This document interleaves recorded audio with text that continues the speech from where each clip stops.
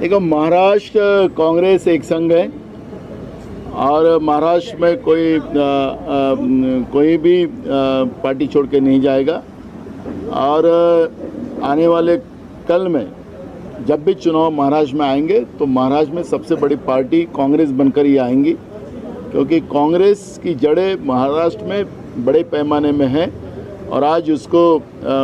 लोगों ने एक्सेप्ट कर लिया है और उसके रिजल्ट आप देखोगे। राणा पटोले जी, आप राहुल गांधी से पहले मिलते रहे और बाहर निकल के आप हमेशा ये कहते रहे कांग्रेस पार्टी को अपने दम पर अकेले चुनाव लड़ना चाहिए, अगर खड़ा होना है महाराष्ट्र में तो जो लोकसभा चुनाव होगा उसमें आप गठबंधन की बात करेंगे या आपकी तैयारी अकेले लड़ने की भी है? देखो, हम पूरे 48 जगह पे हम लोगों का काम शुरू हो चुका है, लेकिन जब भी कोई अलायंस होगा तो हमारे साथी जो दल होंगे उसको हमारे पार्टी की ताकत मिलेगी। महाराष्ट्र ऐसा एक स्टेट है कि उसमें शाहू फुले अम्बेडकर विचारधारा को मजबूती से लोगों के दिलो दिमाग में है और कांग्रेस को मानने वाला बड़ा वर्ग महाराष्ट्र में है।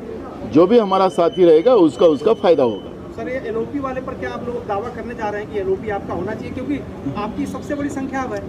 अभी असेंबली हमारी आने वाले 17 तारीख से शुरू हो रही है, उसके 2 दिन पहले उस पर डिसीजन होगा। सर, क्या क्या 3 चीज़ें डिसाइड हुई हैं महाराष्ट्र को लेकर? महाराष्ट्र में अभी जिला लेवल पे, ब्लॉक लेवल पे पूरे संगठन को मजबूती से काम किया जाएगा और जैसे ही अब बारिश का सीज़न ख़त्म हो जाएगा तो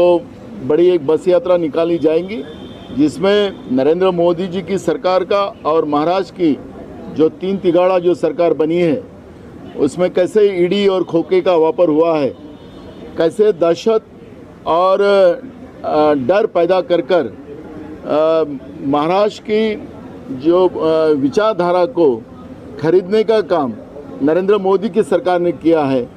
ये जनता में जाके हम बताएंगे। और मूल इशू जो है